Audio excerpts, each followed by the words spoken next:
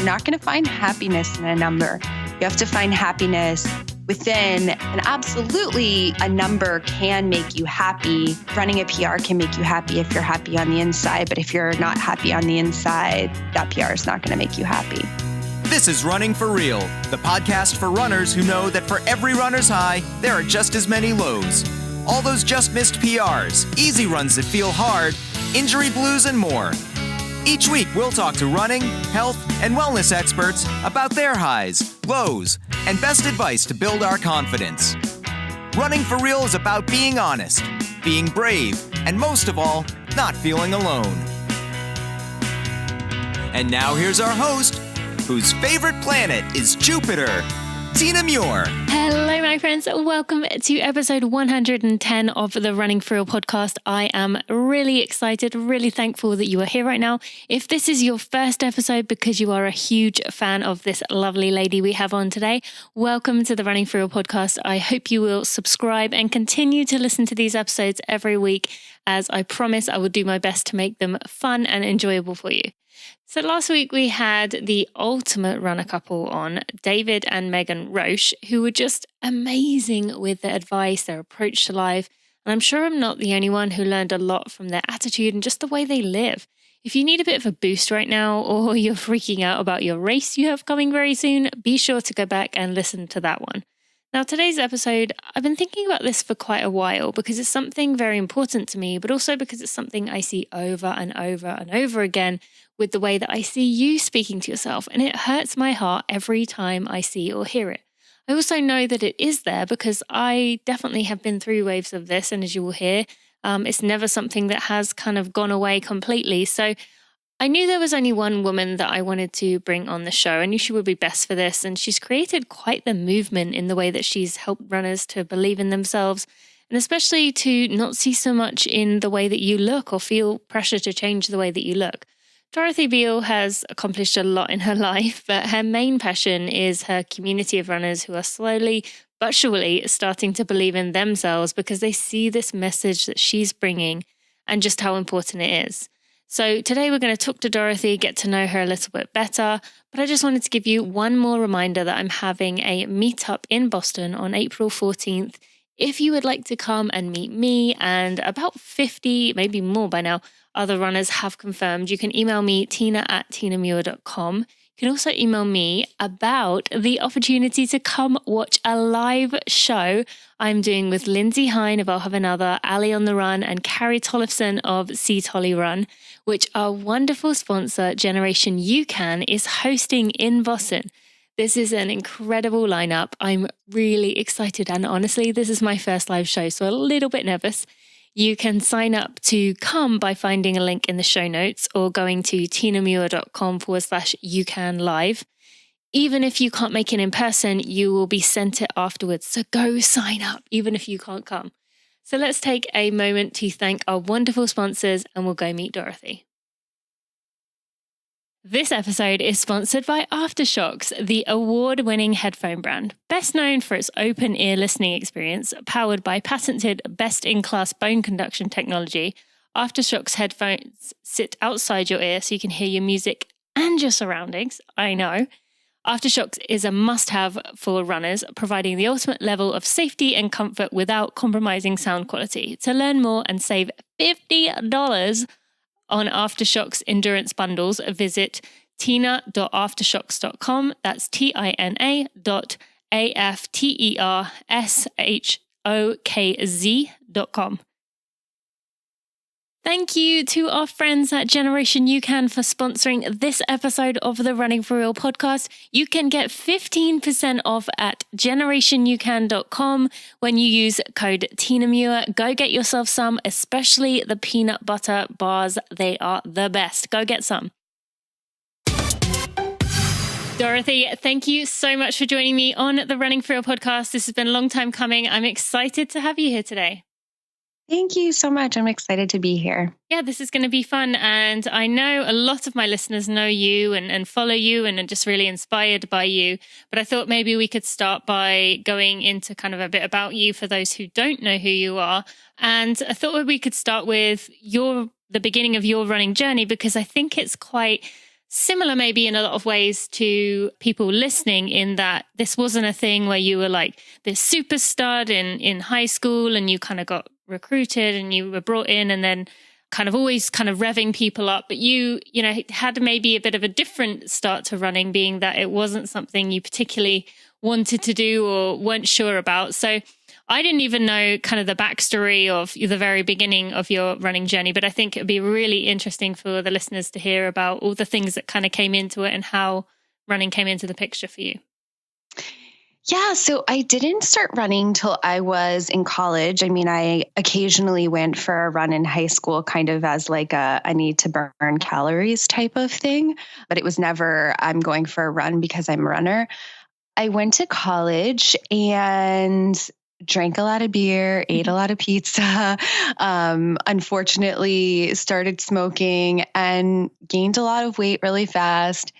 And just kind of like my self-esteem went into the pits. I've always been someone who struggled with self-esteem and self-worth and that kind of stuff. And just gaining a lot of weight really quickly added to that problem. So on one, I guess it was maybe spring break, winter break. I can't even remember at this point, but I went home and at that point I had no pants that fit me except for sweatpants.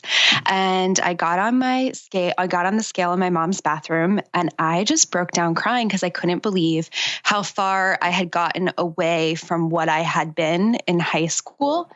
My mom said that she thought I should try running and tried to do anything in her power to help encourage me. So my parents said that they would pay for anything that had to do with running. So whether that was running shoes, running clothes, race entries, whatever. At that point, my mom had started getting into running. And so it was kind of like, hey, come along this journey with me. So my parents would drag me on runs and it was pretty awful and I didn't like it, but I did it anyways because I truly believed that it was the quickest way to lose weight. And that was really my only focus. But my mom when I was in college, trained for and ran her first marathon. I went and watched her at Rock and Roll San Diego. And I was not inspired at all. Did she want you to go because she thought you might be, or was it just kind of like, oh, let's go to San Diego kind of thing? No, I think maybe in the back of her head, she wanted me to be inspired because I have 3 other siblings and they weren't invited. It was just my mom and my dad and I. So I think she did want me to be inspired, but I definitely wasn't. She finished in over 5 hours. And the whole time I just kept thinking, like, why would anyone do this to themselves? Like, why would somebody want to willingly be running for 5 hours? I was out there in the sun and I got sunburned. And so it was just one of those things that I was like, yeah, this is not fun. This is not for me. And then, of course, watching her and her friends hobble around San Diego afterward, I was like, yep, never doing that. But, yeah. So I kept going on runs with her, just kind of with the whole like calorie burn mindset. And she started working at a local specialty running store and I needed a job over the summer. And she said, hey, come work with me. And again, it was like, okay. But I did it and I loved the people that worked there. And there were a lot of people that were in my age group, that were in college and they were runners on the cross country team or the track team or whatever. And I kind of started to feel like, hey, maybe I could like this. Maybe this could be my thing. And so trained for my first half marathon. And with the encouragement of some people that worked at the store, they said, you go to a D3 school, I bet you could just walk onto the cross country team. And if there was any chance of failure of not making the team, I wouldn't have tried, but I knew that every person that tried made the team. So my senior year of college, I ran cross country and surprisingly at the races, I wasn't the last person to finish. So I found that to be encouraging. Then when I graduated from college, I was kind of in that post-collegiate, I don't know what to do with my life type thing. And my mom said, I think you should train for a marathon. It'll change your life. And at that point, I didn't know how it would change my life, but I really had nothing to lose and everything to gain. And I knew that it was going to be easy for me to fall into old bad habits and old bad patterns being back home. So I trained for my first marathon with my mom. And in 2003, crossed the finish line of Marine Corps Marathon and was pretty much forever changed from that day forward. And I've been running marathons ever since. And I love them. And I have to admit that my mom was right. It changed my life. So, I bet she felt some serious satisfaction when you said you wanted to do that second one, because she was probably like, yes, I told and it you. was near immediately that I wanted to do that second one. It's actually a kind of funny to me story. So Oprah is a common goal that people have at Marine Corps Marathon to beat her time of when she ran. And I beat her time, and that was super exciting. And my mom and I went to New York to watch the New York City Marathon. And it was the year that Puff Daddy, or I don't know if he goes by P. Diddy now or what he goes by, but he was running the marathon. And we saw him go by with his like entourage, and he threw a water bottle back into like the crowd. And it was just kind of like this thing where it was like, okay, this guy's not taking this seriously, and he has all this help. And maybe he was, maybe that was just me being immature and judging him. But anyways, he finished, and his time was faster than mine. And what did he run? I think it was a 4:15 or a 4:14 something. Huh. And I think that was one of the first times that like the inner competitor was unleashed in me. And I was like, oh no, like I got to sign up for another marathon. Like I just don't even know how I can live with myself. And so I signed up for the Philadelphia Marathon and noticed, I was probably at like 26.1 when I realized that if I pushed harder than I'd ever pushed before, I could beat his time. And that's probably the hardest I've pushed in a race ever. But I beat it by seconds, and it was very satisfying. And I think that kind of just cemented being hooked on marathons. Yeah. So. Yeah. And we're going to talk a lot more about, you and your love for marathons, just kind of where things have gone since there. But, from someone who just did marathons, you kind of early on became someone who became a leader and inspired others. And you've been brought onto many teams, been an ambassador for many things. And you started up I believe it was the blog that started it, called Mile Posts. Now, I'm sure there are some people out there who may even think that's your name. So tell us about where Mile Posts came from. I know the story, but I know many people don't. Why did it become Mile Posts rather than just calling it Dorothy Beal? Yeah. So, let me just back up. After I ran that first marathon, I knew that running was something that I loved doing, but I also just felt so passionate about it and wanted to be involved in the running industry. So I got a job with Brooks Sports and worked for them as a field marketing rep. And then after that, moved on to Moving Comfort, where I worked in sales, and then went on to become a product line manager of Run Fitness. And I probably would have stayed in that job for forever and loved it, but they kind of got sold, and the company got reorganized, and they got moved under Brooks, and my job moved out to Seattle. So I was kind of presented with the situation where I live outside of Washington, D.C., and at the time there weren't very many like running related jobs, shall we say. So I worked for a couple of local races, doing various things like the director of volunteers and things like that. But eventually, when I found out I was pregnant with my second child, I was like, okay, it's time to stay home. But also, I still want to be involved in the running community. I really don't want to annoy my friends and family with all my running stories. So I think I'm just going to start a blog. At the time, I was so naive, I didn't even realize that people talked about running on blogs. Like a lot of my friends had mom blogs. And to me, that was just like, those were the only people that blogged. I didn't really think about like the whole ecosystem of everything. But so I started a running blog. And I live on this trail. At the time, I lived close to it, not on it, called the WNOD, which is a rail to trail trail. So it's old railroad tracks that have been paved over. And there are little posts on the trail that mark off the miles. And so I named my blog Mile Posts. And I guess the thought process behind it was that should I ever decide to not write about running, that really there are so many different mileposts in life so I could morph it into something else should running not be what I wanted to write about or talk about anymore. So yeah, and I had no idea that it was just going to like become a thing. Yeah. Yeah, I love that. And I love that you were forward thinking enough to think that you could transition it. Like I feel like so few people, myself included, could think far enough ahead to imagine a time when you didn't live this lifestyle. But like, I love that you even gave that kind of the option, but it was obviously the right thing to do, and it's catchy and easy to remember. And also gives you a bit of like separation from yourself and maybe your family life.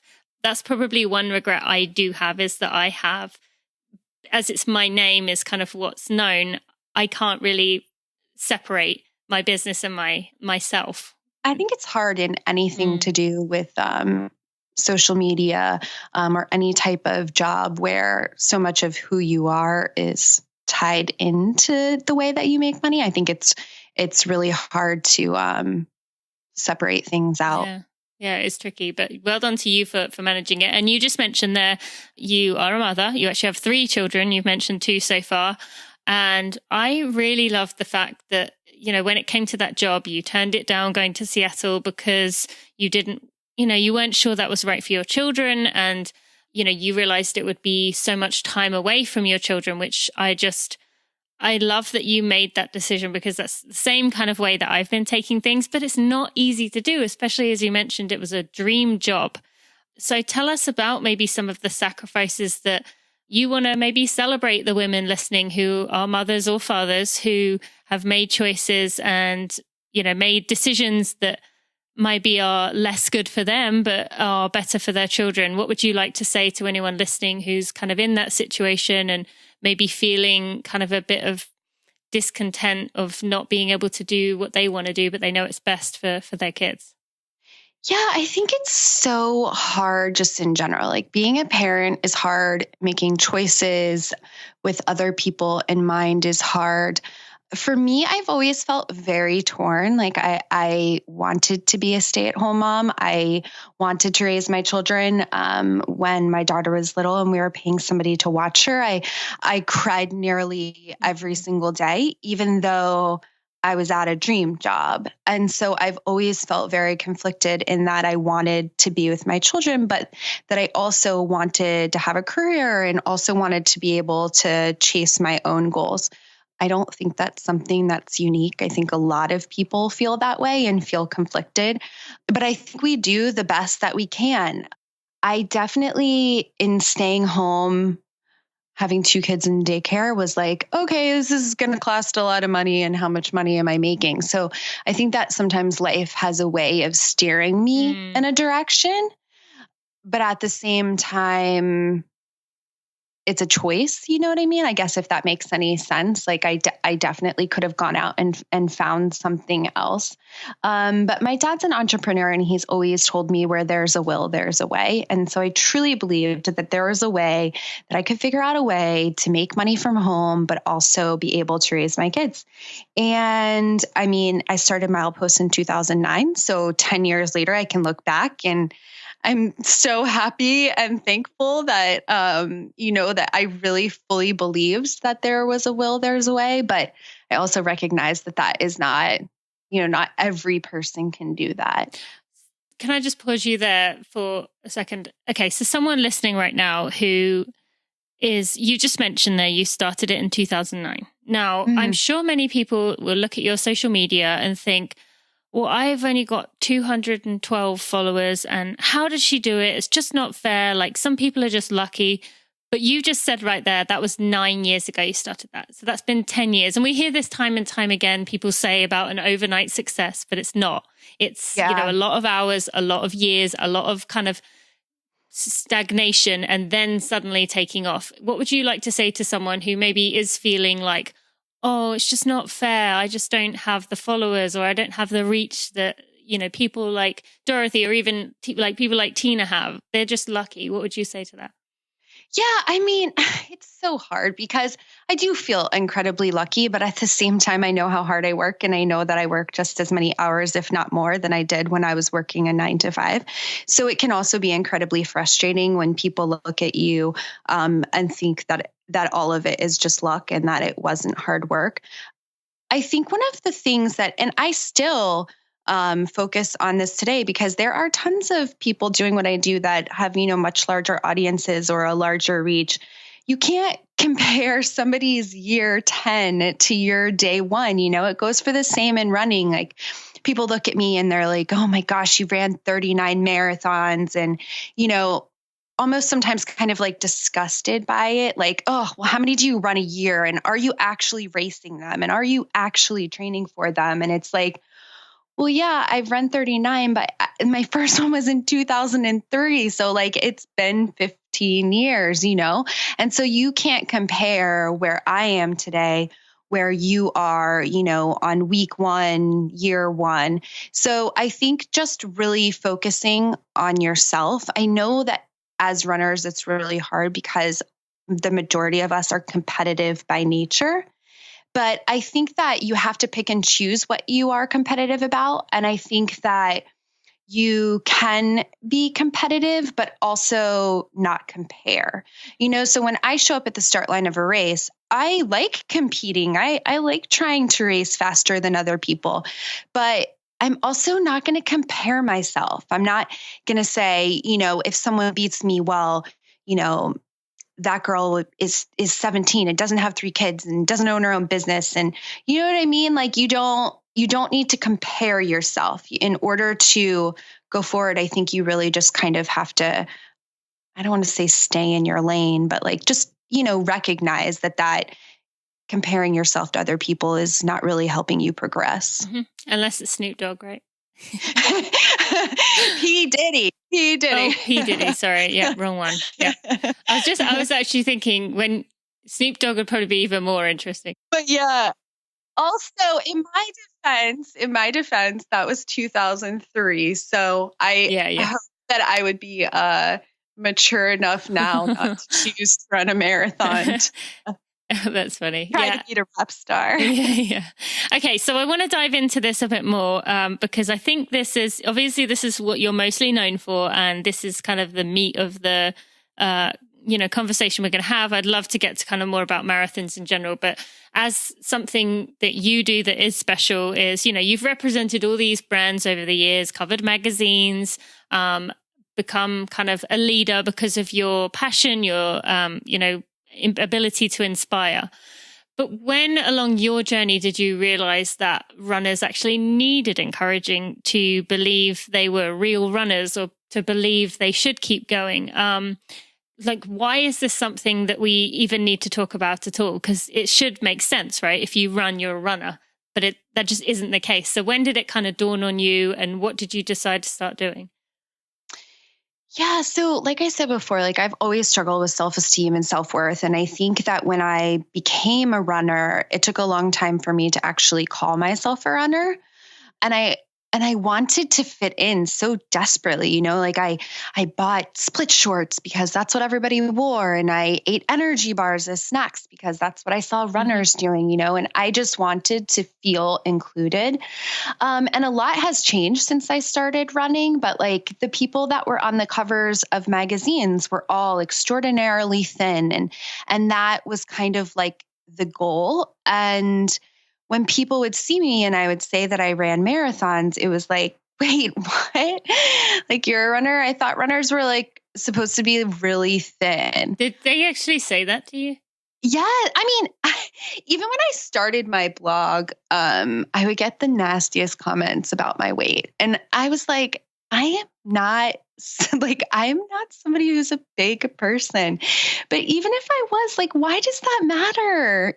Like I am out there running and doing the same things that other people are doing. Why does it matter that my body is this way? How does it affect you? And I just realized that I wasn't alone or couldn't be alone, And I think when you're somebody who struggles with self-esteem or self-worth, it's easy for those comments to stick in your head, And so I just realized that, maybe they were sticking in other people's heads and it was stopping them from running because they didn't feel welcome or they felt self-conscious. And I didn't want other people to feel the way that I felt. And so in order to kind of encourage myself and to help defeat some of my negative self-thoughts, I decided to encourage other people, and it has been life altering. So at some point, I can't even remember, it's been a couple years now, but I decided that I was going to start something called I Have a Runner's Body. And it's basically built on the premise that if you run, you have a runner's body. It's not a new idea. Like people have been saying these types of things for years and years and years. But I realized I had a platform, and so that I might be able to help it stick, and I might be in some small way be able to make a difference. And it's caught on. Mm-hmm. So I have an account where I repost photos of people or share their stories and how, their journey to love their body or to call themselves a runner, just kind of trying to break the stereotype of what people think a runner looks like, So and I've loved that it's ended up there, and we're going to talk about that. That's exactly where I wanted to go next. But before we get to that, you mentioned right at the beginning of the interview about the reason you started running was for weight, about seeing a number on a scale. I would love to hear if you can do this, and if Dorothy of whatever you were, 20 years old or 18, was listening to this, what would you tell her? Oh gosh. Well, so I sometimes struggle with this because I believe that any reason that you start running is a good reason to start running. So everyone says you shouldn't run for weight loss. Look, if that's why you started running and that's what's helping you get out the door, I am not going to say don't run for weight loss. There are definitely people that want to lose weight, need to lose weight for whatever reason you start running. That's a good reason. But I also would go back and tell myself that it wasn't so much the actual physical weight that was weighing me down, it was just having zero self-worth and treating my body like crap and doing things that were not respectful of myself. That's what was actually bringing me down. And I was just focusing on it being on the weight because I thought, if you lose weight, if you look pretty, then your life is just going to be great. I just was so naive in understanding the real issues. So I guess I would just go back and tell myself compassionate things, I would just say you are okay as you are. If you want to lose weight, that's great. But losing weight doesn't necessarily make you happy. And I can firmly say that because I took it to the extreme. I got down to 110 pounds, which was extraordinarily small for myself. My bones were jutting out. My husband would tell me all the time that it wasn't attractive. But when I looked in the mirror at that size, I still saw somebody who I thought was overweight. And I did the same thing with trying to get faster. It was okay, well, if you can qualify for Boston, then you'll be happy. And then I qualified for Boston. And then, well, if you can break 3:30, you'll be happy. I did that. If you break 3:20, you'll be happy. And I got my marathon PR down to a 3:11. And at 3:11, I was okay, this is cool, but also I'm still not happy. And I realized that I was chasing numbers, whether that was weight or time or whatever. And that's not how you find happiness. You're not going to find happiness in a number. You have to find happiness within. And absolutely, a number can make you happy. Running a PR can make you happy if you're happy on the inside. But if you're not happy on the inside, that PR is not going to make you happy. Mm-hmm. Or it might bring a happiness for a few hours or a day, but then you're going to realize nothing changed. Life is exactly the same. Yeah, exactly. Well, and it was at what point is it enough? Because, my first marathon was a 4:20. I've run marathons over 5 hours, and that 3:11, like I was happy for a little bit and, was all like, oh, I miss 3:11 now. But it didn't stop. Like it wasn't enough. It was like, oh, well, you should have broken 3:10, like it just was never enough. Mm-hmm. And now I'm at a place where I can strive for goals. I love the process of improvement, but also like I don't define myself in a number. So I don't define myself by the time on the clock. And if I run well and have a great time, it's awesome. But if I run well and don't hit the time that I want to hit, well, I also had a great time during the race, So there's just so much more to life than numbers. Yeah, so true. And I love that you say that, and that's something that I've really realized as well in the last few years. And it letting go of those numbers or those like things you feel like you need to do, it just really is empowering. And to anyone listening who is in that struggle and thinks, yeah, you two are just great and lucky you for having a life like that. You can get to that point too. Everyone can. I genuinely believe that. And what Dorothy's doing here with I Run This Body, I Have a Runner's Body, the 2 hashtags and accounts that you can go follow, this is going to help to get you there. And just going deeper into this, confidence in your body or confidence in yourself, just for who you are, what we've been talking about here. How, for someone listening, will that help them beyond just their running, beyond running faster or running, just, enjoying their running more? How does being confident in yourself help you in other areas of your life? Yeah, I think that as women, it's hard, or it's kind of like not okay to say, like, I like myself, people are like, oh my gosh, that woman is so conceited and she's into herself and she just wants admiration and praise. And it's like, well, no, I'm just tired of hating myself. Like life is too short for that. Having confidence. I know you would agree with this. Like it's a work in progress and it takes a lot of work. I don't wake up every single day and like look in the mirror and be like, I am fabulous, Like that little video. Have you seen that little video of the little girl with the curly hair? No. And she's like in the mirror in the bathroom. She's like, I am fierce. I am strong. No. I am. Anyway, I'll put the links in the show notes. I'm going to have to look it up. I love that. I'm going to have to look it up. Yeah, it takes work. Sometimes I look in the mirror and I'm just like, goodness gracious, like look at all those gray hairs. And like, if only you had appreciated your body 10 years ago and, all these things. But being confident just every day is better. Like I am happier with my kids because I am not consumed by thoughts of what am I going to eat for breakfast or how many calories do I get for this? Or, oh my gosh, when I go into my closet and are my jeans going to fit, and having confidence is going in your closet and trying on your jeans and having them not fit and being like, oh, well, my body shifted. It might not be, I didn't necessarily just get fat. Like maybe it's the time of the month. Maybe, I have more muscle in my legs this training cycle. Like, that's confidence, not letting it bring you down, and I just think it spills over into all other areas. And I firmly believe that when you are happy inside and work on loving yourself, that you can love others more and you can lift up others. And that can come from a place of genuinely trying to help people instead of doing things either in self-serving interests or whatnot, Mm-hmm.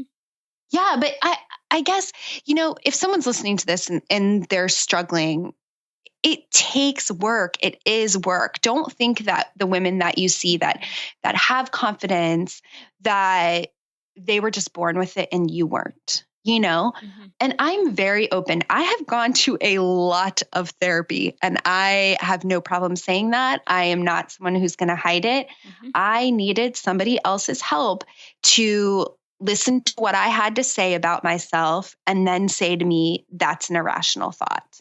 And so here are some tools that you can use to help combat that irrational thought. Yep. And that has been life altering. Yeah. So. Well, thank you for admitting that as well. I've also talked about going to a therapist and how important it is. And And hopefully someone listening, you can see that we're both saying this, there's nothing wrong with it. I mean, I see someone every other week still, but also it doesn't necessarily have to be that you go to see a therapist because you're in absolute crisis mode and you are in this major meltdown phase. Like, you can see it as, I constantly want to become a better person. I want to keep working on the little things that I want to improve about myself. And yes, I get it costs money. And, yes, it sucks having to pay, I don't know what yours costs, but I think mine's about 130 maybe a session, which I get as a lot of money. But if it makes you happier and like you said, rubs off onto other people, and like your daughter, Chloe, I'm sure she is learning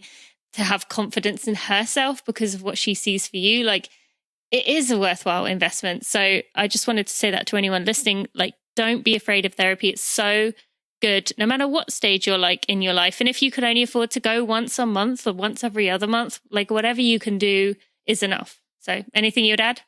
I think what you said about crisis mode is so, so important for people to realize that, like, you don't have to wait until you're having a breakdown. You don't have to wait until you're like at rock bottom. Think of it as like a recovery tool for, for your running, like whether you're foam rolling or doing ice baths, like it's preventative care. And it's just keeping your mind in a happy space. Yes. So I would agree with everything you said. And then I would also say, I haven't really mentioned this yet, but you bring up Chloe. I absolutely, once my kids are getting a little bit older, realize that, like, you know what? I have to get my stuff together. Like, I can't walk around my house hating myself and then try to raise 3 children who love themselves. Like, they don't go together. You know what I mean? And it kills me and makes me so sad when I hear these conversations that are happening on the sidelines of my kids' games or at school events. And it's just moms talking about, their Weight Watchers points and how many calories can I eat for dinner? And just things that I'm like, your children hear you, like they might not say anything, but they pick up on this, and they pick up on the fact that you don't like yourself or that you are in a constant state of trying to lose weight. And I just didn't want to be that mom. Like I didn't want to be that person. I want 3 happy, healthy children. And I just realized that, like, that starts with me. Mm-hmm. And it doesn't matter how many times you can say to your child and your niece, your cousin, any girl in your life, it doesn't matter how many times you can say, you're so beautiful, or you're so special, or, oh, I hope you love yourself because you're just wonderful. Because it doesn't matter if you say that, if they hear you saying about yourself, like, oh, I just gained all that weight over Christmas, or, oh, I just, ate too much, or, oh, I need to lose weight, because children copy what they see, what they hear, not what you tell them. So I'm so glad to hear you say that. And I think this is an important point, and not even just for kids. Like, think about, you hear the thing, you become the 5 people you surround yourself by. That's been going by for years. If you're surrounding yourself by people, by friends who are constantly kind of talking about losing weight or just changing things about themselves, that's going to rub off onto you too. And I'm not saying disown your friends or your family if they're struggling with that, but kind of remove yourself from the situations where they talk about that, or try and have a conversation with them to say, you are perfect just as you are, exactly as we've been talking about here. So thank you for mentioning that, because I think it's just something that's so important, and it just drives me crazy that we can't see the correlation here. Yeah, well, and I think about it this way, like if you use, like, say a niece as an example, and you tell a niece how beautiful she is and how smart she is and talented and all these things, and you feel that way, you adore her. Well, as your niece looking at you as the aunt, like she thinks you're beautiful. She wants to be you when you grow up. She thinks you hung the moon.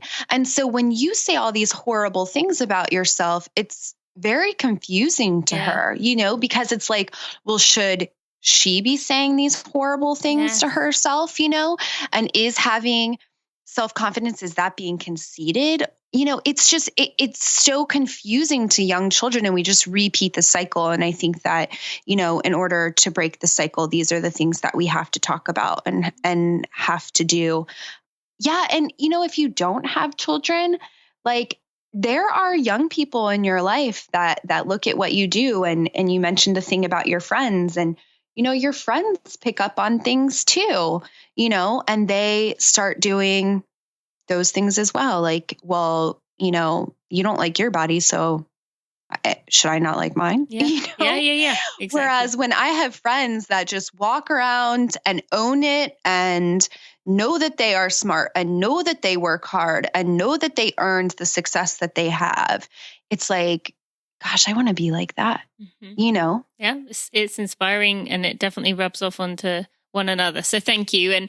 And going more into this, you recently featured on GMA. You've been Good Morning America, that is.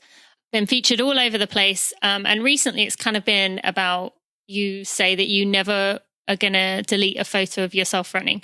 Now, I would love for you to talk about this because this is something, as I'm sure you see as well, in the running community is crazy. Like people get so excited for their race day photos, thinking they're all going to be amazing. And, you think that you're going to look at them and be like, oh, just look how strong I look. And then we get them back and we think, oh my God, like, did I really look like that? What did I look like? And there's so many photos, probably over half, I would imagine, for most people. And yeah, I'll even admit myself, a lot of the time I'm like, oh, but this is such a common thing. We hate our running photos. We hate a lot of them, hide them, always put ourselves in the correct light, putting the ones that look the best. But why should we not be doing this? And what would you like to say to someone who finds themselves doing this? Yeah, I mean, of course, I'm not going to say, don't do that. Like, I'm not going to tell you how to live your life. If you wanted to delete photos that you hate of yourself, that's your choice. But I think that the more that we share photos that aren't always picture perfect or show kind of just two angles of like, hey, this photo was taken 2 seconds apart. And in this one, I look more like a stereotypical runner. But in this one, I look like a normal average human. You know what I mean? And like both of those photos are me. Like sometimes when I post a photo, I think, hey, wow, I look like so fit. And the image matches what I imagine myself to look like in my head. And other times I see photos and I'm like, my gosh, like, does my cellulite really look like that? And it's not so much, I mean, no one would see these photos if I wasn't posting them. So it's not that I'm concerned with what other people are thinking of my body if my cellulite looks like that. It's that it doesn't make me feel good. You know what I mean? And so I would get these photos and just feel so defeated. Like, why don't I look like everyone else? But then you realize everyone else has photos on both sides of the spectrum too, whether you're an elite, a sub-elite, back of the packer, like we all have photos like this. It's just that we choose to post the photos of ourselves that we like. And there's nothing wrong with posting photos that you like of yourself, but I think that then we just, everyone complains like Instagram is a highlight reel. Well, I don't really think that we can complain about it being a highlight reel if we continue to constantly participate in the highlight reel. So if you want to complain I certainly think that there are issues with Instagram, then you also need to try to be the change that you want to see, And that's not to say I'm not going to post the highlights in my life or I'm not going to post photos that I like, but I also am going to post photos that are like, for lack of a better way of saying it, like keeping it real. Yeah. Like I have a lot of cellulite. Like I have a saggy butt. Like, I mean, like it is what it is. And I have so much fun at these races and I don't want a photo to steal joy the way it used to, like I used to rush to the marathonphoto.com to be like, not me, because I just didn't want to see them. And then on a personal level, then when I was kind of stuck in this comparison trap, people are like, oh, don't compare yourself to other people, only compare yourself to your past self. Well, I don't know about you, but like, I feel like that is absolutely horrible advice because all I did was compare myself to Yeah. my past Uh-huh. person. So then when I started to slow down, it was like, well, I can't run a 311 anymore, and I don't weigh that anymore, and I can't do this anymore. And look how beautiful I looked in all the photos. And that's not how I look anymore. When what I had just done was painted a picture for myself, like I had deleted every bad photo of myself ever. And I only played over, those high moments. Like I only played over the 311 and feeling strong, but I wasn't playing over all the races where I actually felt like, terrible or whatnot. So I keep those photos around so I can go back and combat these So true. irrational negative thoughts I have. So I can say, yeah, you did look like that, but you also looked like this. And maybe what you looked like in either photo didn't really matter. Well, and it's probably a lot of negative talk or things that you were saying to yourself. Like you mentioned, you still felt like you were overweight when you got down to your lowest weight, and when you were running, when you ran your 311, you were happy immediately, but not soon after that. And you're exactly right that it might show the high moments, but it doesn't show all the background stuff. Like for me, if I look back on I'm nowhere near PR shape, and that's okay. I'm a lot heavier than I was before, and that's okay. But if I am not careful, I don't look back on the horrible things I was thinking about myself that just aren't there as much now. So actually it's better to be where you are now, and you don't want to go back there, even though if you look at the photos, it might show you a different picture. So I'm so happy you hear you say that. Absolutely. Okay, one last thing to kind of wrap up here. Do you ever feel like having a big following or having people kind of not rely on you, but kind of look to you as a role model? Does the pressure ever kind of get to you when it comes to that voice of you're not good enough? Does that play into anything? It used to. When I was first starting out, it definitely used to, because I think I thought I had to kind of fit into a certain mold, Mm-hmm. And now I actually feel free. Like there was a period of time where I stopped running local races because for a long period of time, one of the top search terms that got people to come to my blog was, did milepost gain weight?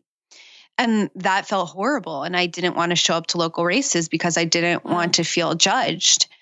And now I feel free. Like when I go to an event, I'm not going to do a juice cleanse, like I can't even believe I used to do those all the time. I am going to go there and I'm owning my body. And if I'm bigger than you, great. If I'm smaller than you, great. If I'm faster than you, also great. If I'm slower than you, also great. Like I don't feel that I have to be anybody else other than myself now.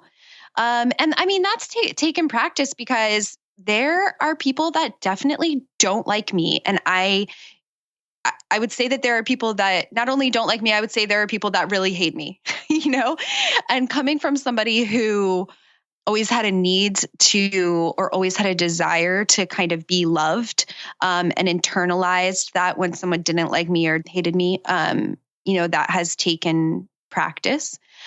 But yeah, I kind of just feel free now. Like That's I'm good. just, which is a really, really cool feeling. Yeah.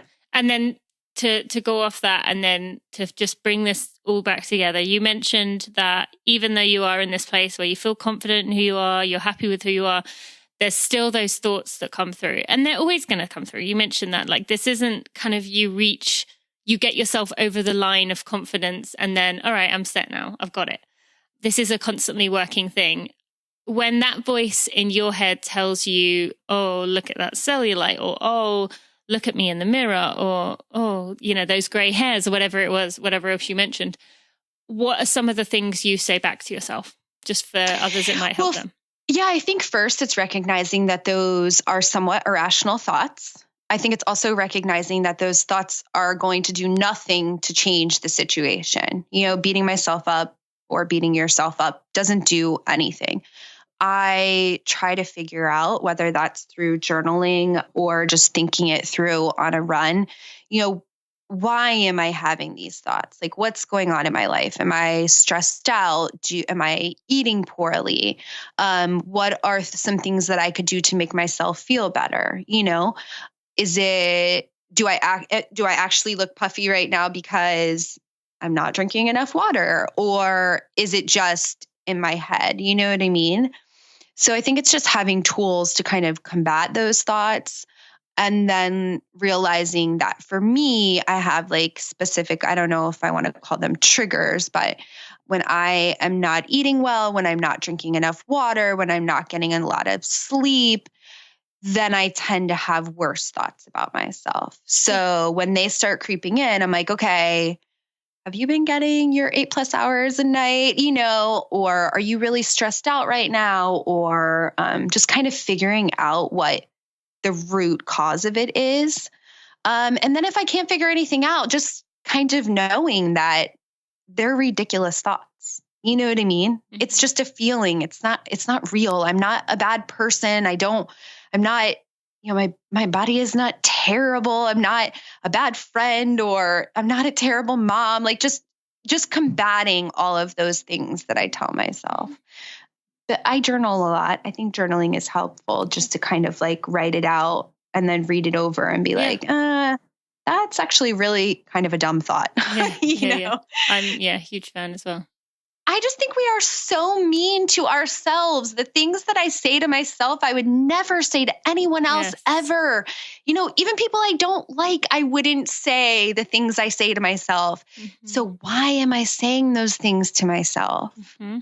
Oh, I hear you. And that's exactly what I hoped you would say, because that's what I'm trying to get across here with the listeners. And okay, so if you forget the fact that you're talking to me, imagine someone listening to this is sitting right next to you. You're looking at them in the eye.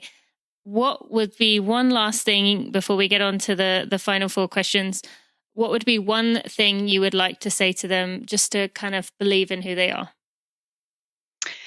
Gosh, I would say you are enough. Like, you do not need to be fixed because you are not broken. Like, sure, there are things that you may want to change. That's okay. But you are enough as is, and you will never get to a place of loving yourself fully if you don't love yourself fully. So you need to love yourself right now in this moment. It doesn't mean you have to like everything about yourself. There are a lot of things that I don't like about myself, and that have nothing to do with body, like personality wise or things that I say. There are plenty of things. You don't have to fully like everything about yourself, but you do have to love yourself. And when you come at kind of healing or come at any sort of self-esteem thing from a place of love, I think it's just a game changer. So yeah, you're enough as is today. I love that. All right. Not tomorrow. Thank you so much. That is amazing and exactly what I hoped you would say. All right, we're just going to take a moment to thank our sponsors, and we'll be back with the Running 304. It's April. That means my marathon. And for many of you, your marathons are literally a few weeks to a few days away. That can be really scary, right? Well, hopefully not as scary with the advice that we learned from Evie at the end of March. We have something in our pocket, as well as my previous episodes covering the sports psych stuff to go back to. If you missed them, go back and listen to them. I think it's episodes 7, 34, 52, 68, 92, and then Evie's one last week was number 108. So get your Aftershocks headphones out, go spend the next few weeks of runs listening to them. Don't have Aftershocks headphones yet? Why not? I was skeptical, and I'm really picky when it comes to headphones, but these, I haven't found anything I dislike about them. I love the fact that they're placed in front of my ear so I can hear the music or podcast I'm listening to, while I can also hear the world around me in case I need to. I feel safer and happier, and they're really comfortable, so comfortable that I'm actually going to wear them for the Boston race. I might not listen to things the entire time, but I feel that confident in them to wear them for the 3 hours of the race, plus maybe some time before or after.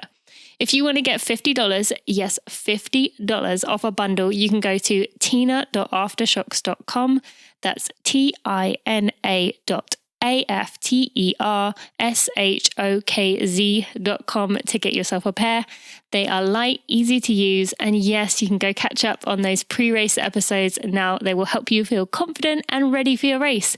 What more could you need? Before I begin, a quick apology. I know I asked many of you about your advice about which gels I should take in the marathon I have coming in just a few weeks, and I had a lot of responses, and I really appreciate you guys sending me suggestions on which gels you like. But honestly, when I started to think about it, I just couldn't bring myself to try a gel again. I just didn't want to. I trust you can. They'd led me to my PR and that old saying, if it ain't broke, don't fix it. So why would I change it when I found something that worked and I loved it? But now I have the real test. Without my elite bottles handed to me in a race, what was I going to do then? Well, I'm going to do what you would do and what I have to do now. I'm carrying my UCAN with me, putting it in a bottle, a small bottle that fits in my shorts. The Saucony Bullet shorts, I'm sorry, friends, they don't make them anymore, but I still have some pairs left. But I'm taking very concentrated UCAN in my pocket, taking it every few miles, because that's how much I believe in this product. I'm going to have a UCAN bar before and a superhero muffin 3 hours before, then some UCAN powder mixed in with the water an hour before, and then I'm just going to carry some with me for the race, and that's my fueling strategy. If you thought before I was just talking about UCAN because I had access to elite drinks, well, this will hopefully show you that that wasn't the case. I truly love that I don't have to worry about stomach upsets or sugar crashes. I just have constant energy for my running and my racing. And I have a UCAN bar every single day, either the chocolate peanut butter bars or the chocolate ones. And I have the powder mixed in a drink for all my workouts and my long runs. And you can benefit too. As you know, they are hosting a live event with myself, Lindsay Hine, Ali Feller, and Carrie Tollefson. And if you come to that, you will get some free samples, or you can go to generationyoucan.com and get 15% off using code TINAMUIR. That's TINAMUIR. Go see what all the fuss is about. It works. All right, Dorothy, 4 more questions for you, starting with, well, it's maybe kind of what you did before we heard from our sponsors, but one piece of advice for life? That can be something unrelated to body stuff, if you like. Yeah, I guess just enjoy the ride. I mean, we only get one life. And so I've already wasted too many years of my life hating myself. So I guess I would say, love yourself. Mm-hmm. Thank you. Perfect. All right. One person to follow on social media and why? Yeah, I would actually follow Candace Hafeen. She is a plus size model. And I would follow her because, or I pick her as my person for you to follow, because she's very body positive, but because, meeting her a couple years ago and hanging out with her was actually life altering for me. I realized when I met her, like, wait, this is what society deems as a plus size model. Like, this woman is beautiful. Mm-hmm. She is not, I mean, my mind was blown that this is what society saw as a plus size model. It still is blown. And so meeting her made me realize that I just had like such a whacked out image of what society deems as beautiful and society deems as plus size. And it kind of just really sent me on this own journey of not falling prey to what society thinks is beautiful. And she does have an amazing story as well, which she did share about kind of just how she was relentlessly herself, didn't allow people to kind of pressure her to want to lose weight, and she didn't go down that path. Episode 77. So be sure to go listen to that, and it will be in the show notes. All right. How do you want to be remembered on this podcast? That's a tough one. I would like to be remembered as somebody who helped others, who lifted others up. I believe that when you help one person, that one person will go on to help somebody else. And so I think it's just kind of like a spiral and a circle. So you don't have to be helping 50,000 people. You just need to make the difference in the life of one person. Love that. And you have certainly done that. So well done. All right. And finally, would you rather do the running for real moment or what you tell yourself in the start line? You can choose. What I tell myself on the start line. Yeah, so it's kind of weird. People are like, wait, what? But before any race, I tell myself that this is a memory, that like this already happened. And so while I'm living it in the moment, I'm very conscious of the fact that like it's almost already over, if that makes any sense. And so it helps in two ways. One, the pain feels less painful because I'm like, it's already over. Like, you're looking back right now. I've been in pain 39 times over marathons, but they're already over. But also it makes me really just kind of like appreciate the moment that I'm in instead of being like, gosh, I'm at 22. I wish this was over. I can recognize that it's like, okay, well, it is going to be over really fast and it is going to be a memory. So you might as well just focus on the positives and be happy right now, even if you're in pain. I love that. That's amazing. That's such a good piece of advice. And I'm sorry, we never did get to talk about marathons, but the direction we went in was just so much more important. I think we can talk about marathons another day. But okay, so for people who want to follow you, there will be links in the show notes, but where can they go find you? Where would you recommend? Pretty much everything is Mileposts. So it's MILEPOSTS, and that's on Instagram and Twitter. Or you can just Google Dorothy Beal and a whole bunch of stuff comes up. Okay. Well, thank you so much for sharing your advice, for just being such a role model. This has been wonderful. Thank you so much. I loved chatting. Thank you. My friends, if you have a minute and you could leave a review on your favorite podcast player, Apple Podcasts, iTunes, Stitcher, Overcast, Pocket Cast, Spotify, or whatever else podcast player you use to listen to this podcast, or if you would subscribe to this podcast, you will help me get out in front of new runners to make our tribe even bigger and even better. It might not seem like you as one person can make a difference, but really it helps a lot. And it shows me you appreciate the hard work I put in for those. Thank you so much. A much needed conversation there.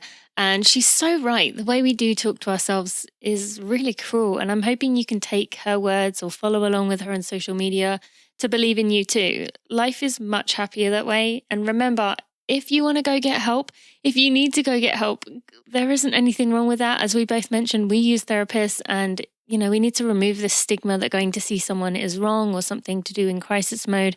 You can see it as getting your recovery, like Dorothy mentioned.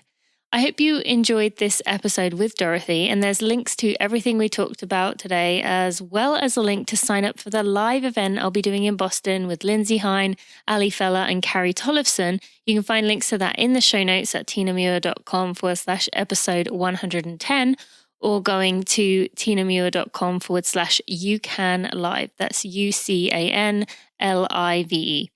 I hope to see you there. And don't worry if you can't make it, you will have the opportunity to check it out if you sign up through that link. So go do it right now. Next week, we'll be back to talk about shoes and feet, diving deeper into what we did a few months ago with Dr. Ray McClanahan. But we also chat about a lot of other things, like what it is like to be on Shark Tank. And when I say what it's like, I mean what it's really like. Steve's session is about as honest as it comes. We have a hilarious conversation coming your way and some truth bombs that might just make you reconsider everything. Well, it did for me and honestly freaked me out a little bit, but you'll see what I mean when you listen to that episode. So I hope you have a wonderful week. I'll see you then. Thanks for listening to the Running for Real podcast. Be sure to check out tinamuir.com for show notes and even more helpful running information.